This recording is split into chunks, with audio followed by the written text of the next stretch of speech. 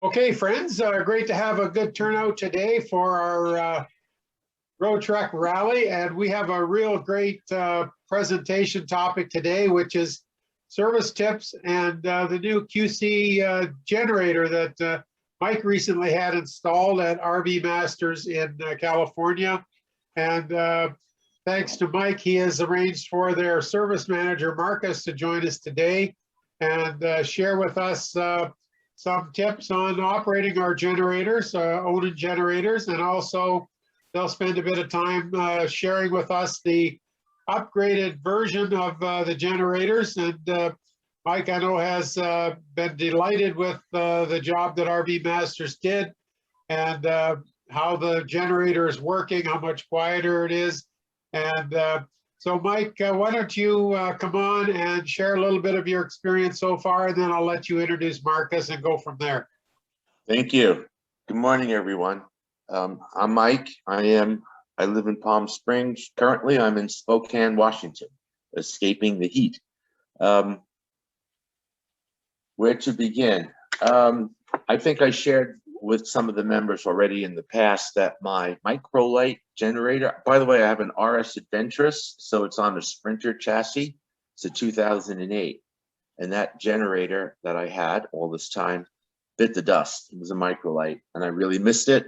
And I was delighted to discover that Onan had a new version with some improvements.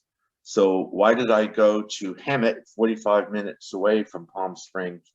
Because Marcus has an account. He's an authorized vendor for Onan, and he's service manager for an RV place. So he combined the two things that I needed: the ability to order the generator in the middle of the crazy situation created by the pandemic, where we were not able to get things. And also he had the staff to do the installation. So that's how it worked out. And I gathered lots of information. I'm sharing with everyone under separate cover the research that I did, and it's going to be archived by Doug, so we don't have to go into a lot of boring details. However, it's a great opportunity for Marcus to explain what had to be done. Okay, I think the big question is, so what's new? How does the new generator fit into an older Class B, dimensions wise? That's the kind of information that Doug will archive. Because I found the brochure for the old Microlite, and then I got the brochure for the brand new Quiet Gen, the newest version. By the way, always remember my version, I focused on the propane version because that's what I was replacing. But the information is there for the gas also. So anyway, the overlying question is, so what's new? Some of the features in the brochure, quite honestly, I didn't completely understand, and that's why I'm really delighted to have Marcus on, because he can answer any questions about that. So without further ado, Marcus from RV Masters in Hemet. By the way, I always assume that many of you will be out this way in winter. Quartzsite in Arizona. There are a lot of places where folks from around the country come in winter, and then Marcus is accessible from that. He's right in between. You're right in the middle between Palm Springs and LA. So you can draw a big circle. I mean, if you're camping in San Diego, at the coast, inland to Arizona, Palm Springs, etc., Marcus is available. So Marcus, good morning. Thank you for being on the call. If you could introduce yourself and your company, that would be great. Sure. Good morning, everyone. I'm Marcus, as Mike said. I manage RV Masters in Hemet. Met Mike a while back, and he was having some problems with his Microlite in his road trek. Excuse me. And his generator naturally consumes oil, which is very inconvenient when you're out camping and trying to operate your generator. he would, once that generator gets low on oil, it would then shut down and he would be without power. We've retrofitted the new QG 2800 watt generator into his road trek, and was a fairly easy process. The new generator is about 2 inches less in width and 1 inch taller in height, but in most cases, the generator will fit in to most applications without a problem. We are a newer dealership. We sell Lance, Gulfstream, Eclipse, and Forest River product. Our service center started about a year ago, and we've been growing at a pretty good rate. We specialize in remodels. We do flooring, upholstery, custom paint jobs, along with all other service that RVs require. And what is your relationship with Onan that you were able to put in a code and actually speak to a human? Well, I've been in the RV industry about 17 years. I previously ran a company called RV Ready. I made the change about a year ago to RV Masters, but I've always had set up accounts with Onan, and basically it's just an interview process. They come out and check your facility, make sure you have at least one guy that is certified in Onan on the crew, and then they will allow you to be an Onan vendor and service center.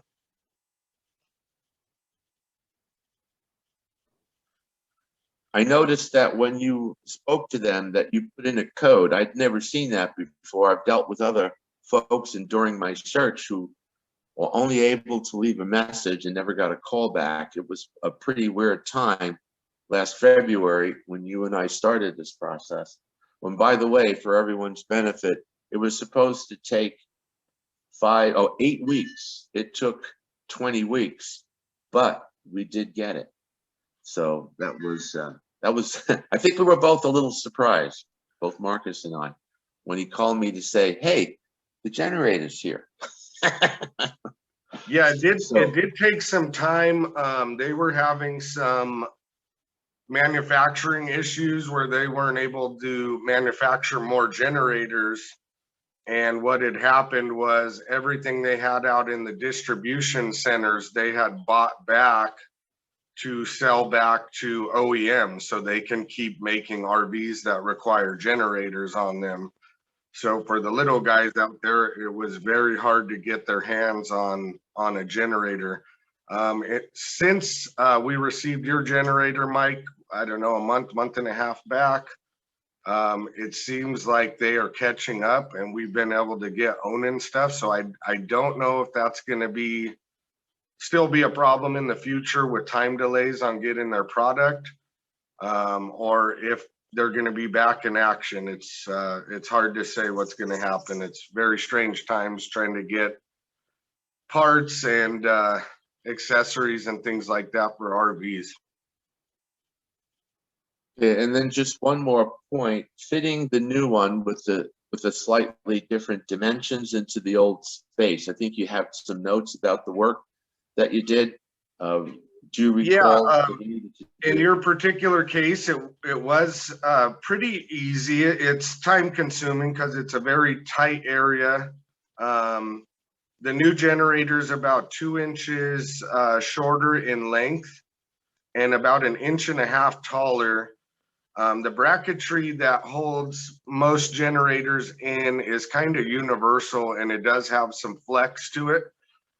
So we were able to close that distance with your original mounting brackets on the vehicle and install the generator, all the bolts lined up, and it was a fairly easy retrofit. We did, in Mike's case, have to reroute some water lines that were ran over the top of the generator and below the body of the coach. So there was a little additional labor there. the job took us about 4 hours from start to finish. So if you guys are interested, we can always plan it out to where you drop off in the morning because you'll be traveling, and we can get one retrofitted in for you and out of there by the end of the day and get you back into your road home. Could you talk a little bit about the differences between the new unit, the old unit, the advantages, that sort of thing? Sure. The older unit naturally consumed oil. So even when the generator's running perfect, it will, the oil will disappear over time. And as you guys know, it's kind of hard to get under a Class B vehicle and even harder to add oil into that generator.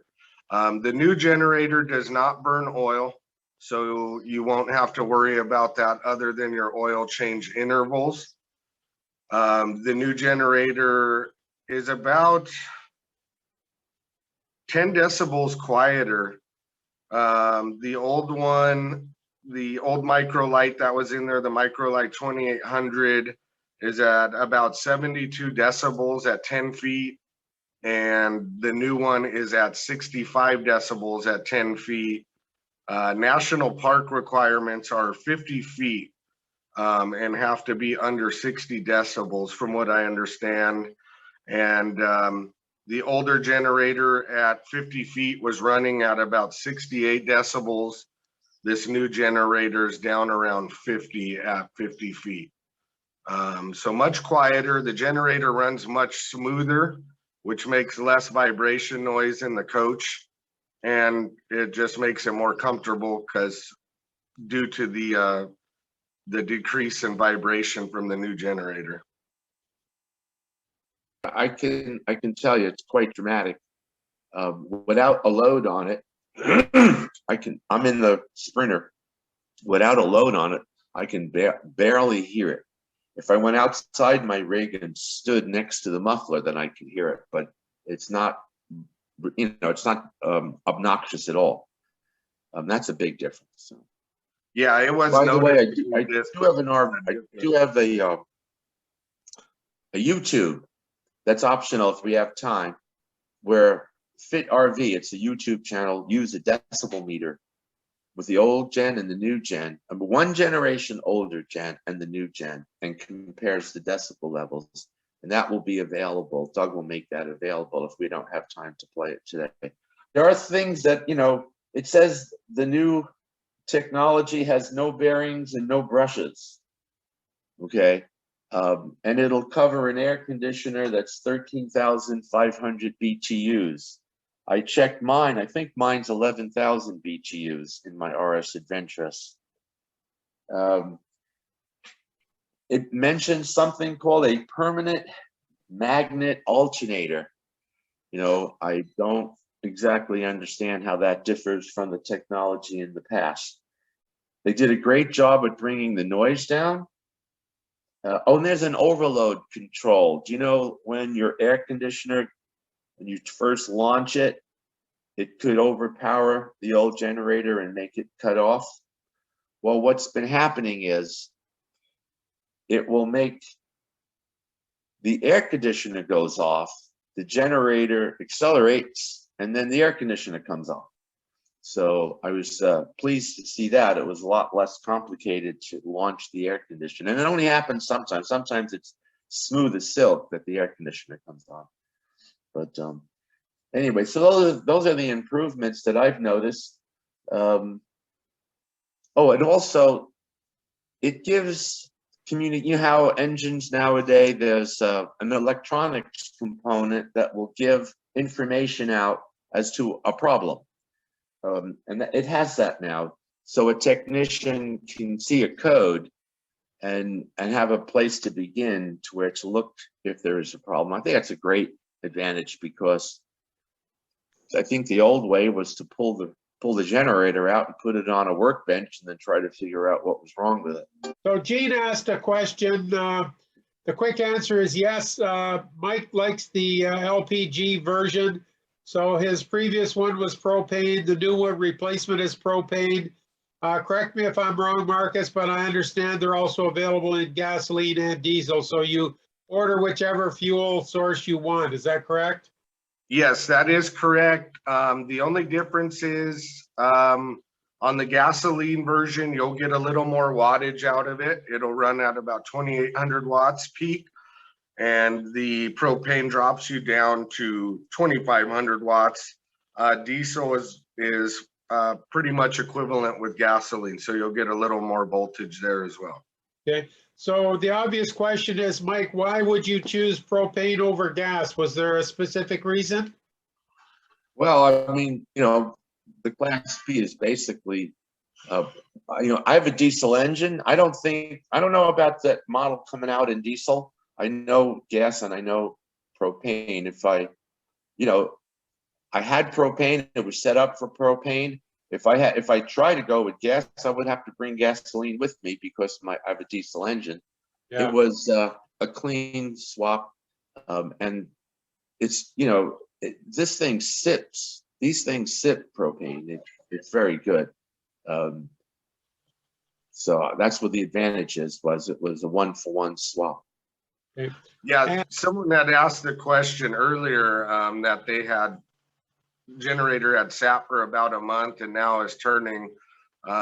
With gasoline generators, if they're not ran regularly, the carburetor can gum up and they will not want to start. Onan is very proud of their carburetors. They're typically in between $350 and $500. And if you forget to get out there and start it, it could be 3 weeks, a month, 6 weeks, but you can gum up that carburetor depending on the quality of gas that was in there. And it can be very expensive to get that thing back up and running for something as simple as sitting. So propane is a great option. You don't have to worry about that. And propane burns a lot cleaner, and it will actually improve the life expectancy of the generator if it were a propane setup. Mike, we have another question asking about the cost, and you could likely, I'm sure you'd be happy to share that information. I did do a lot of homework. Basically, all of those wholesale dealers, I guess you call them distributors, every single one was exactly the same price. Okay, it was $3,100 purchase, and then of course the labor depends on what needs to be done to get everything fixed in there. I'll just with a broad stroke say it was $4,000 everything. Okay, but I'm now when I press the start button, the generator starts. What a concept. And my old generator felt like you were sitting on a vibrator. I mean, it was incredibly rocking the RV and the noise, and I mean, it was really repulsive. And you can't feel this generator. You don't feel the RV moving around, and the sound, of course, is much better. So. Just keeping going on the propane, Marcus. Jean's asking a question. If she's got a Microlite 2800 gas, what would be the process for replacing that with a propane version? I'm not sure if she's talking about converting her old one or installing a new propane instead of the gas. We wouldn't be able to convert it, but we could cross over to propane.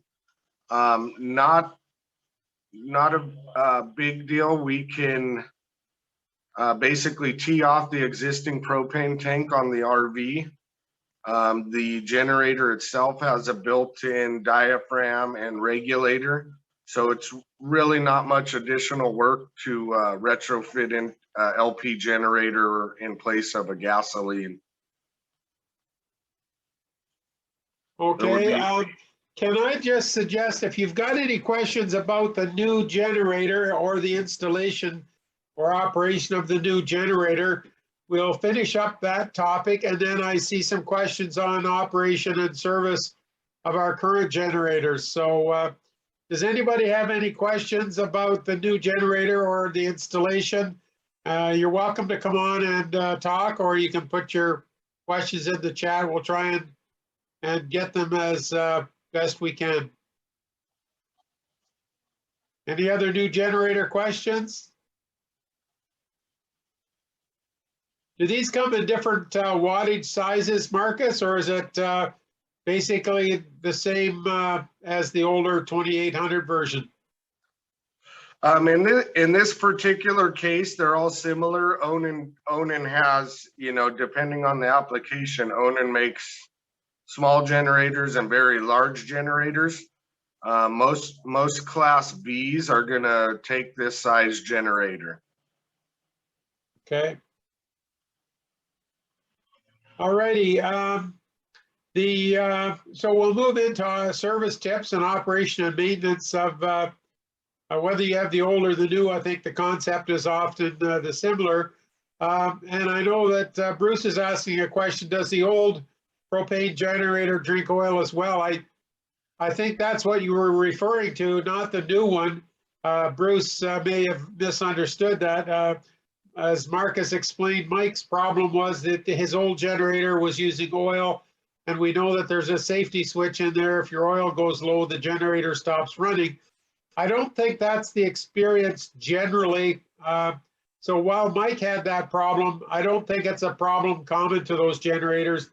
I've run these generators for 25 years, and I've never once had a using oil problem where it shut it down, and I've never heard of anybody having that on a large scale. So, Bruce, I don't think it's across the whole board. I think it was an issue that Mike had, but I don't think it's a big concern if that's what you're wondering. Marcus, maybe you could just talk a little bit about service and maintenance and the importance of exercising the generator every 4 to 6 weeks. I know you talked about the carburetor getting gummed up. So some of us use a bit of seafoam in there when we know we're going to leave it sitting, or especially to store it off season. Also, how the slip rings work and the complications of the slip rings maybe getting corroded and causing problems. So could you just share a little bit of general operation and maintenance to keep your generator working well? Sure, yeah. Most Onan generators should have an oil change every 100 hours or once a year, whether you've hit those hours or not. It is very important to run these generators, exercise them, put a load on it. You know, like Doug said, every 4 to 6 weeks, you want to start it up. With that being said, it lubricates everything, gets the gas flowing or propane flowing, and it just keeps the generator up and running. But yeah, you definitely want to start that up, whether you're using the coach or not, periodically. And what about the slip rings? What is it about these slip rings that cause problems, corroding? Well, if they, like you said, if they sit, they corrode.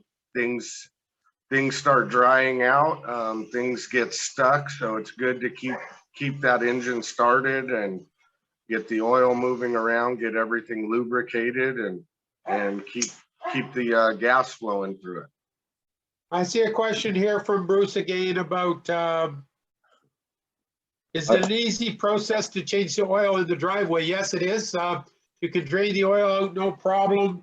The only thing that you need is maybe a squeegee bottle with a spout on it to put the new oil in. Because of the underneath location and cramped quarters, it's not real convenient to get up there with a quart bottle to pour the new oil in. So you need some sort of a little transfer or a unit, or some people use a squeeze bottle with a little hose on it in order to squeeze up and around to get the oil back in, the new oil. But other than that, it's a very simple job. Yeah, I have an oil filler. You know, you squeeze it and it squirts oil, but it has a gooseneck, so I can hold it vertically.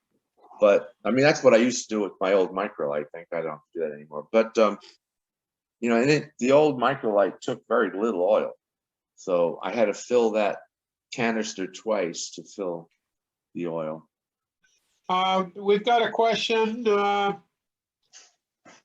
you need to exercise the propane version regularly as with gas? And I think you already answered that the propane doesn't clog up the carburetor, but it may still have the slip ring corrosion issue. So what's your recommendation?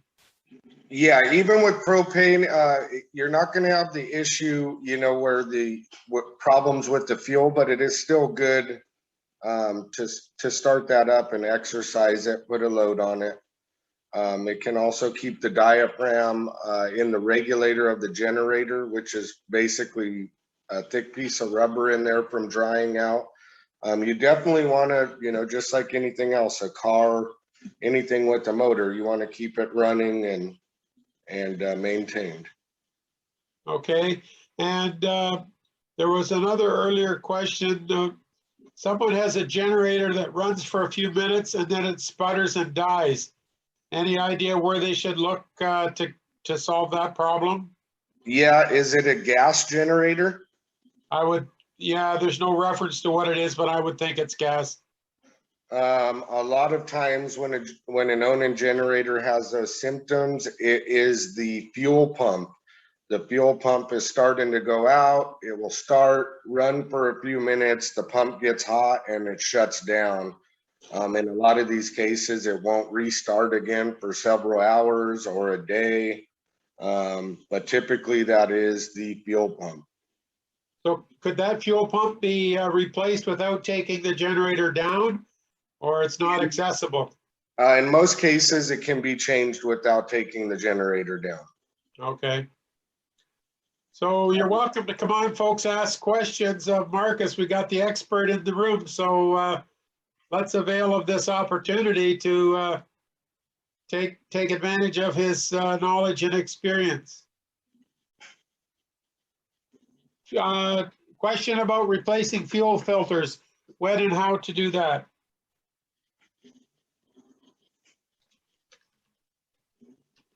Typically, we recommend to replace the fuel filters every 3 or 4 oil changes or 400 hours.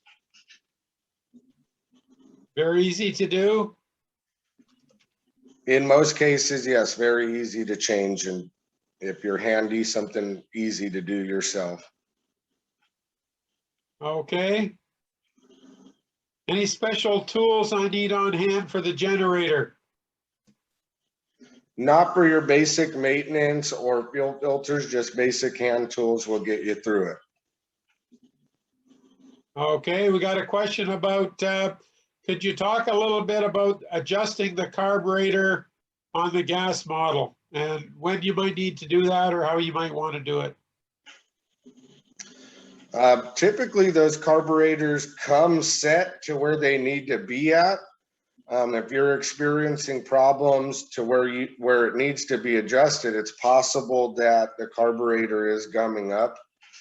There is a simple thing you can do to try and clean out the carburetor. At the bottom of the carburetor, there's an electronic brass fitting that has a piece that slides up and down inside of there, and it controls the fuel. If that starts getting corroded or gummed up, it doesn't move freely. So you can remove that brass fitting from the bottom of the carburetor and clean it with a soft brush and some carb cleaner and reinstall it. It may take care of the issues that you're having to make you think you need to adjust the carb. Okay, we've got kind of a strange question here that I mean, when we got the Odin dealer online, I think this question is a self-answering question. If the Odin generator quits, would you replace it with another Odin or a Honda? Well, when you got the Odin generator here, a representative here, I can't imagine it'd be any different than replace it with an Odin. Why would you ever suggest a Honda? But I'll let you comment if you wish, Marcus. That would, be personal preference. There would definitely be some more work into making it fit and you may need to change fittings and things. It may not be a direct replacement, but that would be a personal preference deal. Okay, well, Frank, there's a lot of issues with a Honda generator. Number one, it doesn't fit up in like an Onan does. Number two, it doesn't have an electric start. Number three, it doesn't have a gas connection unless you cobble one. So you're ending up with having to go outside with your generator, being concerned about somebody stealing it when it's sitting on the ground. The other option is you could hook it up somehow out on the back of your unit and with a padlock and a chain. So I think a Honda generator would have a lot of disadvantages, but if anybody wants to put up with that, then they most certainly can get a Honda generator that works for a lot less money. But for my dollar, I'd rather pay the extra and have the convenience. If anybody else wants to chip in with their views, or if they've got any experience, please chip in.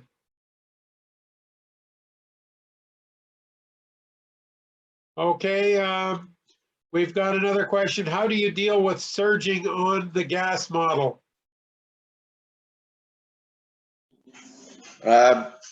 To go back to it, surging's typically caused by a carburetor that's not blowing properly. Okay, I've had that problem in the past and I've just run it for a couple hours and it seems to clear itself.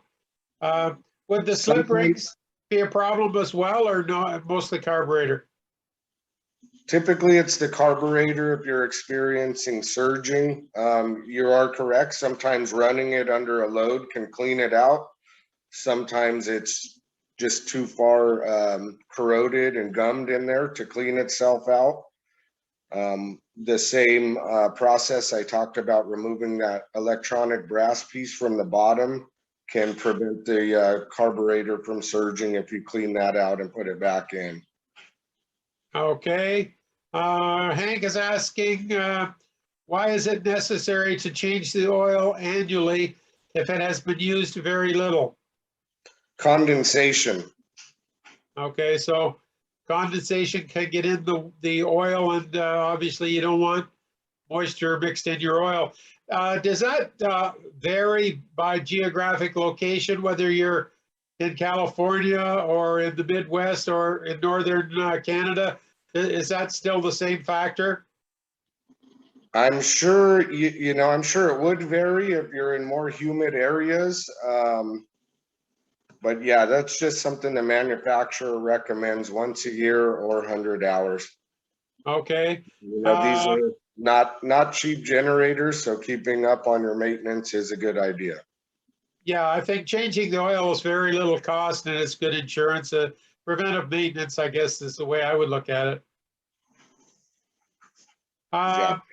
John is asking, what pushes the push rods on the old 2800? How is the cam driven? I don't, we don't go that far into Onans. We do basic maintenance on them. We do oil changes, carburetors, starters, stator, rotor, but our shop and my personal experience, I've never broke into the generator or break them down. We usually sub that out to a specialist. Yeah, like if you're going to get to the engine on those, you're likely looking at a small engine mechanic as compared to a generator mechanic, I would think, wouldn't you be? Yeah, we sometimes we have taken them directly back to Onan, or we use a shop, local shop that's actually an Onan specialist and an engine mechanic, and they'll get into the motors, but we don't go that far into them. Okay, thank you. Jeffrey's asking, living in the north, many owners take out their coach batteries. I'm assuming over winter is what he's meaning there. He personally does not. What do you suggest to run the generator? Do you leave the battery in for the season so you can start the generator every month, or do you take the battery out and then just bring it and put it in to run the generator? Any thoughts on that? I always recommend to leave the batteries in and charge them regularly, start the vehicle, run the generator, but We're kind of spoiled with our weather here. I wouldn't have an accurate answer to that. I'm not sure temperature conditions and stuff, how it would affect it. Yeah, I think in the north, I'm in Canada, and in freezing conditions, as long as your battery's got a charge, you're okay. But if you let your battery run down, then it's susceptible to freezing and even cracking. So I think your key point is try and keep your batteries charged up. And if you're running your generator regularly, you you do keep it charged up. So personally, I keep my battery in all year. I just very faithfully every 6 weeks I try and run it. I take my unit out of storage, take it for a drive on a nice sunny day, and I haven't had too much trouble. I would think I get 5 years out of a battery, which is, from what I hear, a reasonably good time. In fact, longer than what Mike has told me his batteries last.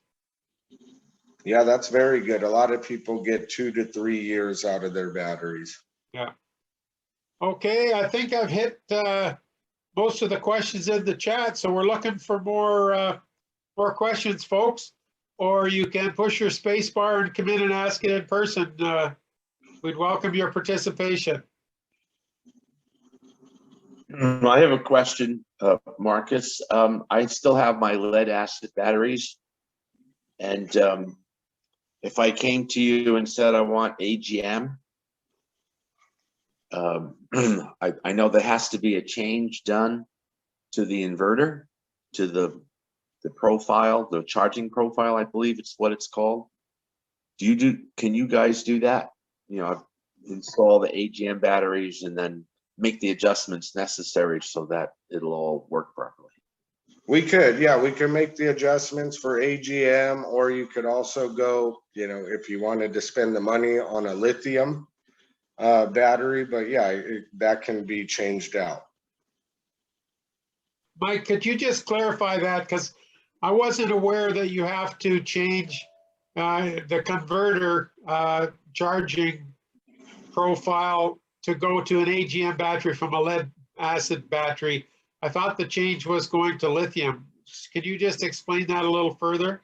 I think it was explained. I think that was told to me on one of our calls. Someone that knew how that worked. A lot of the converters in the RVs will have an adjustment or self-adjust the way they charge. Most modern converters are a 3-stage or 4-stage converter, so a lot of the charging systems will adapt by themselves. When you get to I think maybe you're more thinking of solar. Solar, the way it charges the batteries, the controller needs to be able to be set to AGM or a flooded battery, lithium. There will be different settings on the way solar charges. Okay, I also think for those of us who have some older units, we may not have the double or the triple conversion type units. So I know that many people are updating their converters in the older 1990 and 2000s. But I went to my book, and my manual of my converter said it was a 2-stage, and as the battery got charged up, the system knew to decrease the charge rate. So I was thinking of upgrading, but after I read my manual, I decided I didn't have to. So again, I think it depends on the age of your unit and the vintage of the converter. That, as you said, Marcus, the newer models likely take that into account automatically, where some of us with older units, maybe it doesn't. Yeah, so my unit was probably installed in 2007. It's a 2008 road trek, so all of this stuff would be dated 2007. That's 14 years. I have no idea what needs to be done to a unit that age if I was to switch over to AGM battery. I don't think you'd have an issue. I think maybe what you were thinking of more regards to solar. I'll make a comment here. Our 07 had to change the dip switch on the converter going to AGM. and I think it was in the manual, but it's been so many years ago, I don't remember exactly what I did, but it was a dip switch flipping change. That reminds me, Thomas, I think it was you that had told me that previously on one of our calls. Or there was another gentleman too that we got into a discussion on that. Now you're reminding me where I heard. Okay, well, thanks for chipping in there, Thomas. We've got another question from Timothy. How often should I replace my spark plug? We recommend every 400 hours. Okay, so that's quite a long time you can go then. Can you look at the spark plug and determine when it needs replacing, Marcus? Or should you just replace it for the small cost? I recommend replacing it for the small cost, but you can pull a spark plug and see if it's burning clean, or see if there's oil on there. But once again, very low cost to keep your expensive generator going. It's not a bad idea to do that. Okay, so is it feasible that every 2 or 3 years you bring your generator in and just have a preventive maintenance inspection, have it checked over? Or is that not necessary? Just run it until it slows down? Definitely having preventive maintenance, just like on any vehicle or motor, is gonna help prolong the life of it. Okay. Any thoughts on seafoam? Many of us believe that, especially up north where we store it away for 6 months, we often will throw a can of seafoam in our gas tank and run that through the generator for a little bit to help condition the gas so it won't gum up the generator. Do you use seafoam in California at all? Yeah, we do. We also use fuel stable. But yeah, that's a great idea to do and help prevent any issues when you go back to use your coach the next season. Okay, good. Gene had a question here. Come on and ask it if you want, Gene.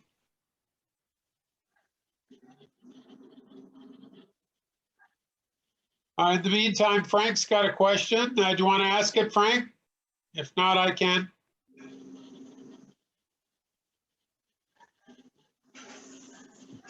Frank is asking, is it normal to have to press the start button on the generator 3 or 4 times till it stays running?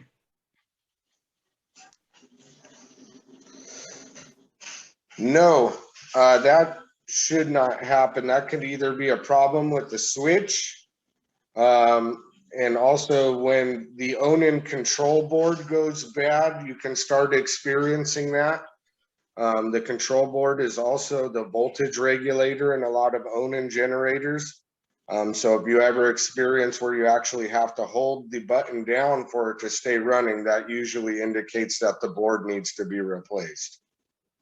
Okay. In his case, where it's intermittent, it could just be a problem with the switch, and it could be the switch on the generator or the remote switch inside of the unit.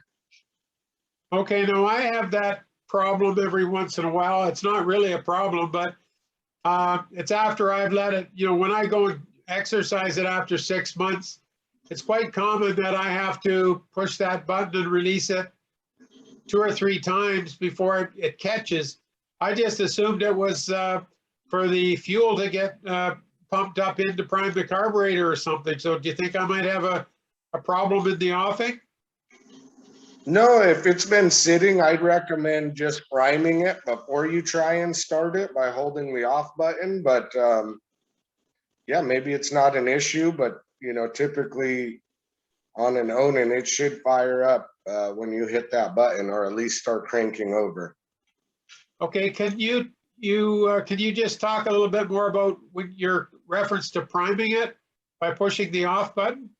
Yeah, if you hit the stop side of the switch, which is usually down, and hold it, the red light on the button will come on, and that will actually prime the carburetor. And you can hold that down, 10 10 to 15 seconds, you'll actually hear the fuel pump knocking, and it'll go from a hollow sound to a more solid sound, which means fuel's going through it. At that point, you should be able to fire it right up. Oh, I wow, was that's at a, a I was at a rally here a few years ago, number of years ago, and an Onan rep was there, and he went listening to a lot of road trucks, and ours does not have the priming capability. Some that were there at the rally had it, some did not, and I don't know how you tell which ones do and which ones don't, other than that noise. When you hit the stop button, you should hear the fuel pump start up if you're in a quiet atmosphere. So yeah, maybe some of them didn't have, the propanes will not have that option. That's going to be on the gas generators that has that prime option on the start stop button. Mine's a gasoline model. And it doesn't prime when you hit stop. That's correct. It does not prime. And the Onan person that was there said some have that capability, some do not. And I don't know how you know or how they know which is which other than listening. I've never seen or worked on one that didn't have that option, so I wouldn't have any answers to that question. okay, thanks, Thomas. Who else has a question? Here's one from Hank. How do you clean the engine cooling fins? You would, I imagine, I think you'd have to take it out. There's no way to get to that, to those cooling fins without removing the generator on a Class B. Does that have to be done, or is that necessary? That's not something that would regularly be done. I guess the only time we pretty much get into that is if there was like a rodent issue and there's stuff packed in there, but I don't know of that to be a regular maintenance. Well, Hank made an additional comment that the book says it should be done every 200 hours. Yeah, not something I'm aware of. I will definitely look into that. Okay. Anybody else have any knowledge of cleaning the cooling fins? If so, come on and comment. We got a bunch of shy people here, Marcus. There's only a couple that have wanted to come on. It's always more engaging if they come on and ask their questions in person. Any other questions for Marcus?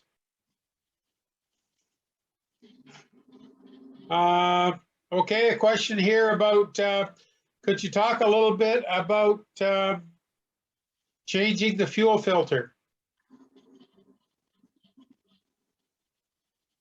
Yeah, some of the fuel filters are located inside of the access panel of the Onan. A lot of them are on the bottom side of the generator, so you're able to access it from under the vehicle.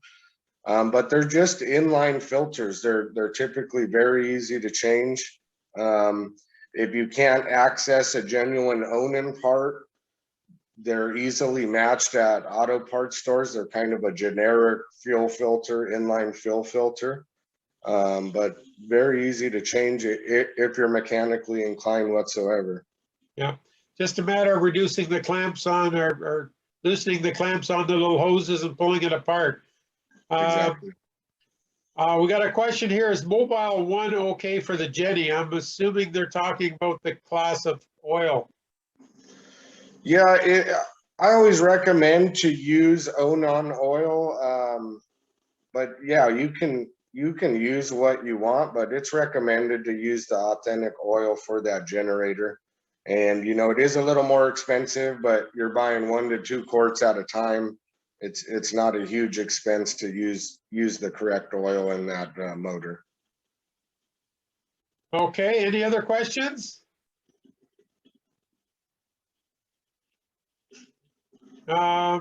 If not, we'll give last call for questions and let Marcus go and enjoy his swimming pool that we saw earlier in the background. Should be warming up soon. Yeah. Also, on our website, rvmasters.net, there is a chat feature. If you guys ever have any technical questions or it's outside of business hours, you can log on to rvmasters.net, and that is monitored 24 hours a day, and they'll send those messages out to service advisors and service technicians that are on. It's not always an immediate response, but it is a good tool for RV owners to have, to where you can get some technical assistance or just advice. You guys are always welcome to use that feature of our website. Oh, great. That's good to know.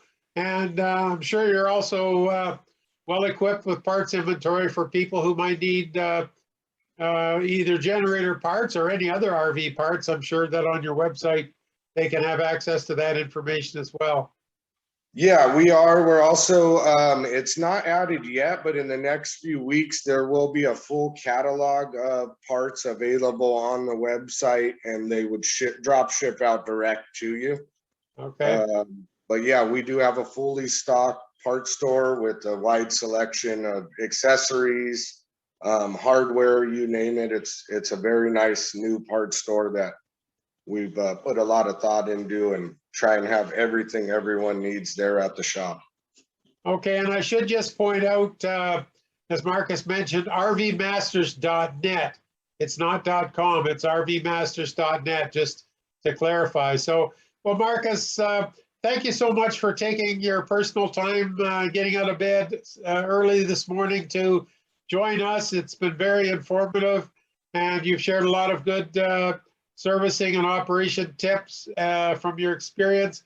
Also, thanks to Mike for helping coordinate this session and getting you to come on here and share your knowledge with us. And it's always good to hear it both from the technical dealership side and also from the user side, because there's nothing like hearing it from a user who's got one and has personal experience to know what to do. So it's another thing for some people to add on to their wish list for RV enhancements. So if you want My to, pleasure. thank you so much. Thank you, guys. Go ahead. Thank you for having me. And if you guys ever would like me to join in the future, just let me know. I appreciate it. And like I said, if anyone needs anything, give us a call at RV Masters, and appreciate you guys having me in.